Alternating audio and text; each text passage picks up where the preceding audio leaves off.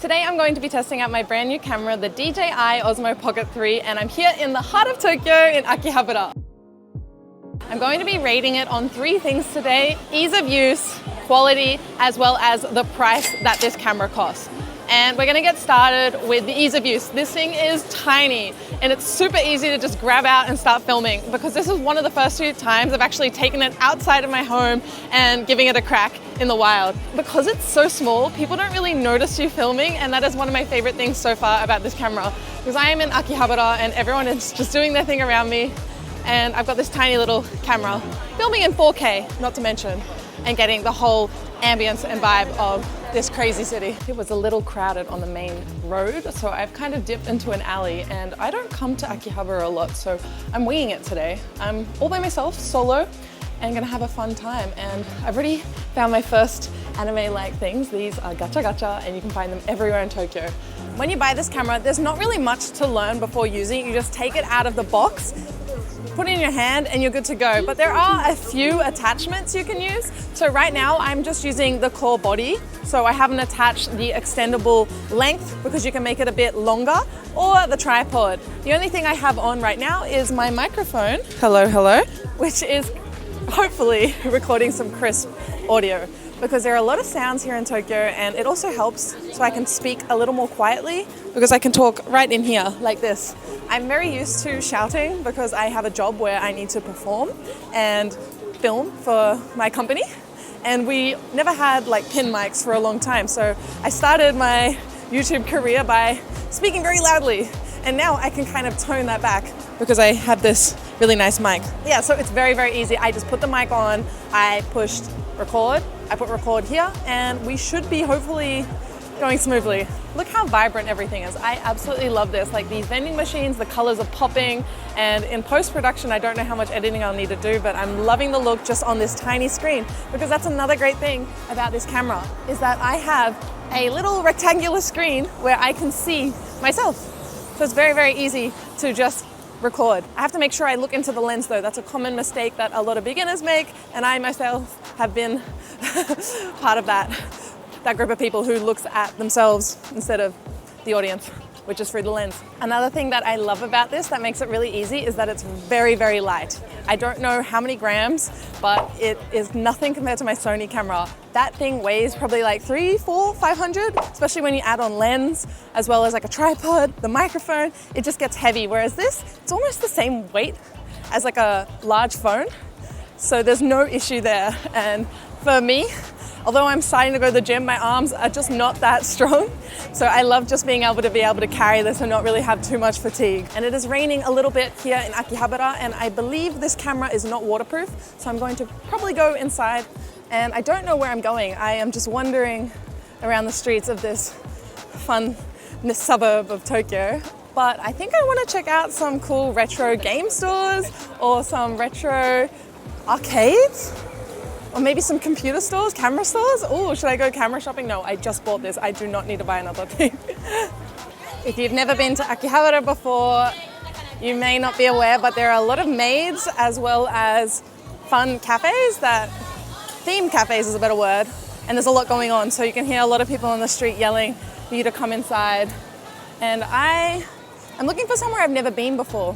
But hang on, there's a really cool shot of a train going past. Let me quickly grab that. Come inside an anime, Pokemon, Zelda, all kinds of goods store, and I never see Zelda goods, not that often, so I'm gonna go check them out. I can see it in the distance. I'm a big Zelda Nintendo fan, by the way, if you didn't know. How can you not be when you live in Japan? I had no idea they even sold the official soundtracks for the Zelda games. I always just listen to them on YouTube, but this is really cool to actually see them in person. The only time I got it was when I bought Skyward Sword. That's really cool. Even the classic ones from like Wind Waker, as well as, look how beautiful this like Breath of the Wild box is. I'm freaking out. Ah.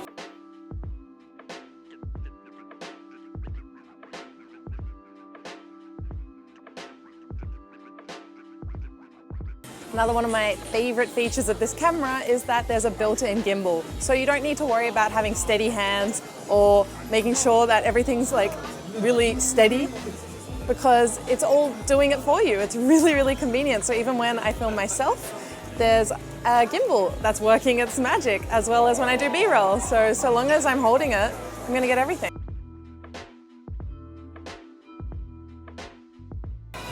Got my goods and I'm heading back out. And the other thing that I'd love to share with you is that this has face tracking. So even if I move, like, I'm not moving my hand or my arm that's holding the camera, this little camera will follow me. So that's pretty convenient. Although there are moments where my head will be too high up or too low. So I gotta get used to that. And I've been distracted again by more fun Japan stuff. Let me give these crane games a go.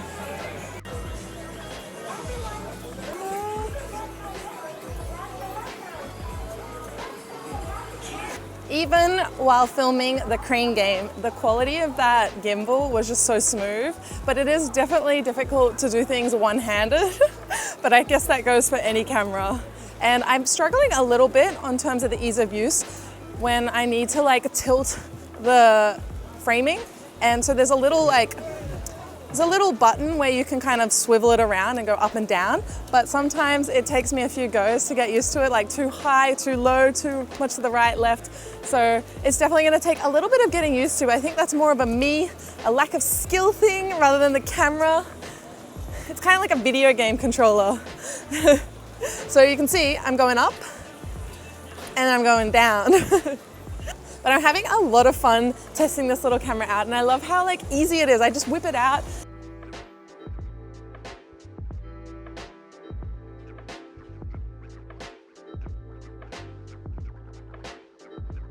This camera actually has lots of different settings and they're super easy to set up, so you don't need to do all the technical stuff. You just push the bottom and the bottom left and you swap between photo, video, time-lapse, slow-mo, and I've tested them all out at the same location here, and I'm curious how they'll turn out. So this is what it is.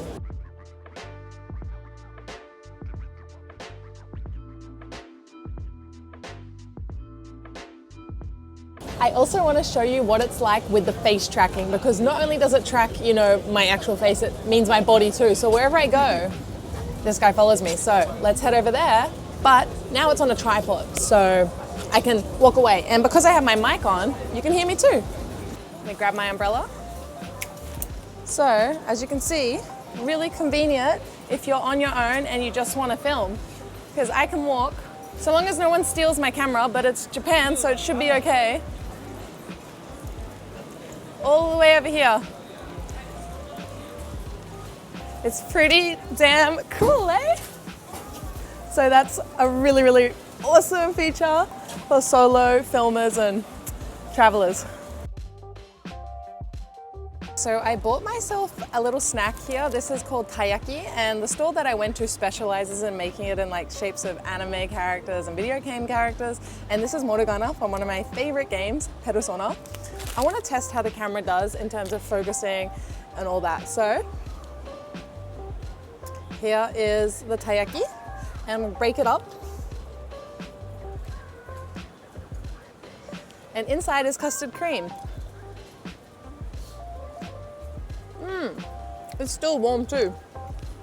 As someone who does a lot with food, it's really important that the camera can quickly focus and then unfocus back onto me, or refocus back to me. And so this camera seems to do a really great job of creating the depth of field, so the bokeh. So the front item is in focus and then the back is blurred. And so it's really, really fast to swap between that. I love that.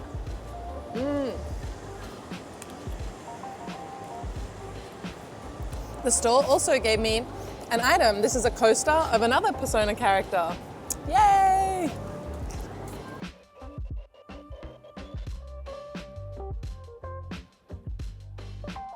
I'm feeling a little hungry. It is a late lunch, it's 3 p.m, but I was searching around and I found the first ever maid cafe to exist, at least in Akihabara, right around the corner. So I'm gonna check that out. It's called Kua Maid Cafe.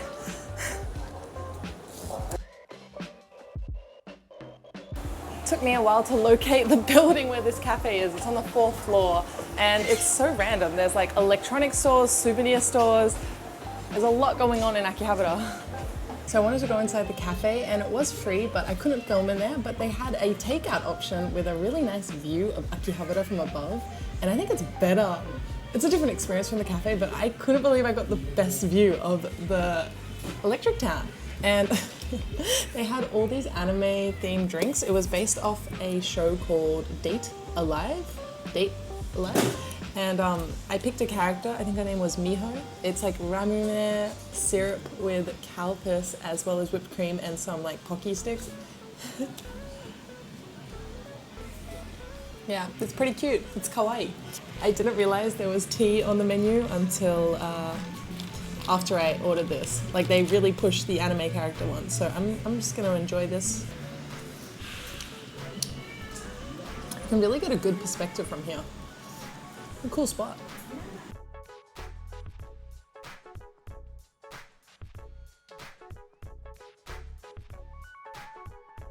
While we're here, I actually want to test the audio because right now all of my audio is being sent into this little wireless mic, which comes with the creator pack, or you can also buy these separately, but financially it makes more sense to buy it in the package. This is really, really convenient because it's transmitted wirelessly through Bluetooth and it automatically syncs up with the files, to my knowledge. And I'm still not sure because I push record here and I think it records it internally into the mic, but it also connects it to the video file as well. So I'm going to try a version where the mic is completely off and see how different the audio is, because there's a lot of background noise here, there's announcements, there's music, so let's give it a go. This is the raw audio coming out of the DJI Osmo Pocket 3. How does it sound? Is it a bit louder? Okay, so this is a test with the mic on. So it should all be coming into here and being Bluetoothed and transmitted to the files. And I can hold the mic here, but I can also clip it into my shirt. And I have to be careful to not flip it upside down because that can happen when you're in a rush. And then the other cool thing is this mic, you can actually clip it with a magnet like this. So you can make it, you can put it on like this to be a little more discreet. But I have had this fall off when I have like thick jean fabric. I was testing it out the other day, and so I'm a little scared when I've got so much going on. I'm thinking about the shot, what I'm going to say, so I just wanted to clip it on to just make sure I didn't lose it, because the mic itself is worth a couple of $100 at least. So yeah, this is a really nice way, and you can add like a little bit of a black tape to hide the logo. Hello, hello. And while you're recording, you can actually see a green bar to see if your audio is being synced up as well. Which one do you find better? It should be the mic, the wireless mic version, but let me know. I also want to test how it sounds when I'm whispering. So if I'm ever in a place where I need to be really quiet, this is how I can whisper. This is basically my ASMR. Let me take you with me and show you the view. Now check out that view, isn't that amazing? This is Tokyo, guys.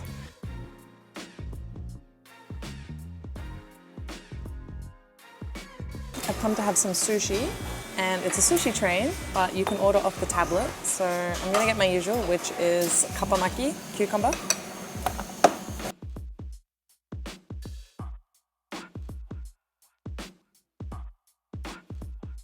This is my standard sushi order, kappamaki, which is cucumber sushi as well as tamago sushi. Now let's test out the camera's focus again.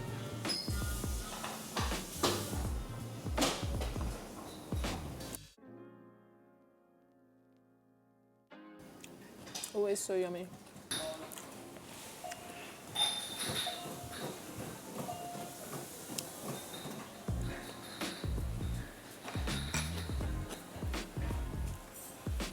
There's another feature of this camera that comes with the creator kit, and it's a wide angle lens. So right now it's pretty wide, but I want to show you what it looks like without it. It's very similar though. Let's see if you can notice the difference. Without, with.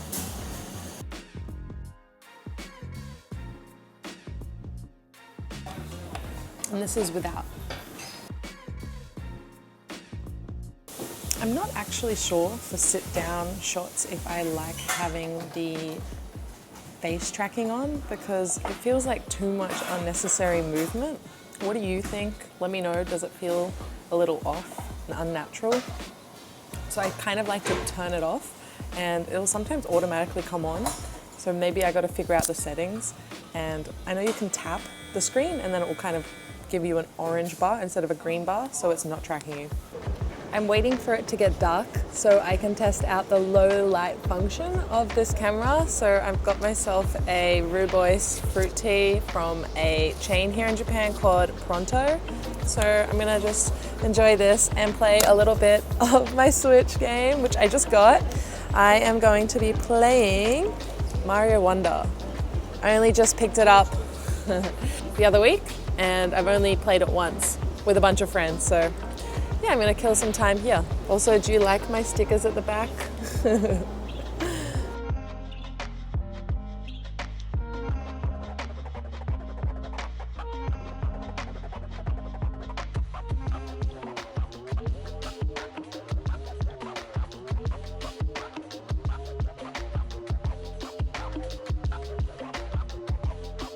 Nearly nighttime here. It's basically dusk and the colors of all the shops are starting to light up, and I'm excited to see how this camera will perform in the evening. So just a little bit longer. I'm still in Akihabara and thinking about what to do. I had to leave the other cafe. They kicked everyone out at 6. So the rain is not giving up either. It is persistent. It is the rainy season here in Japan at the moment, so I can't complain.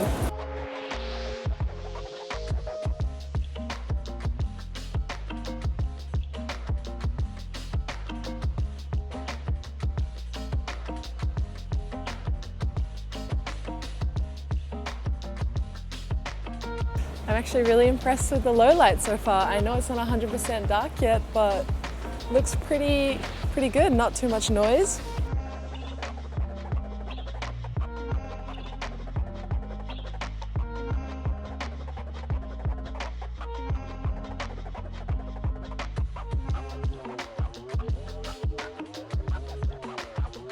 Pretty dark now, and the rain has finally subsided a little bit. I am now on my way to grab some dinner, and I'm going to be walking to Ochanomizu. And I'm going to be moving away from a lot of the light, and I'm going to be able to really test how it is with none of this like light coming from all the shops in Akihabara. I'm not good at getting like this to focus on me when it has the face, zoom.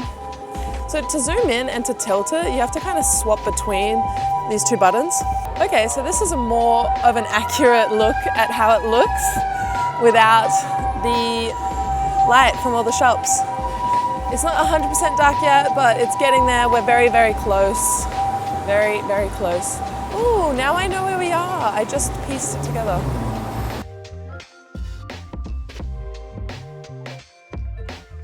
I'm testing out the low light function on the camera for the first time, and it's interesting because you cannot zoom with it. So I guess that's to reduce all of the noise and the reduction in quality. Feels like it's coming up pretty reasonably, and it's such a small thing, so I wouldn't really rely on it for nighttime, but from what I've seen online and in reviews, it looks great.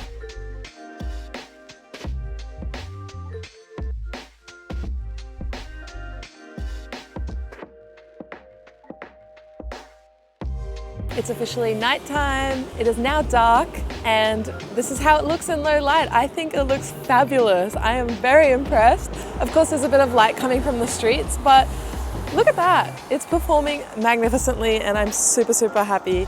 I think this camera is definitely a win for me. It's fun to use, it's easy to use, and it's just so carefree and simple. So I highly recommend it if you're looking to get one of these, because there is honestly not too much negative that I can say about it. The Creator Combo Kit is definitely worth the price, especially for any aspiring vloggers, so I highly recommend it, and I think there is just so much value getting this camera. Let me know if you had fun watching this video, if it was insightful, and maybe I'll test more tech stuff in the future or take you along for a day in Tokyo. All right, see you guys next time. Bye! Gotta get that train. That's my train home.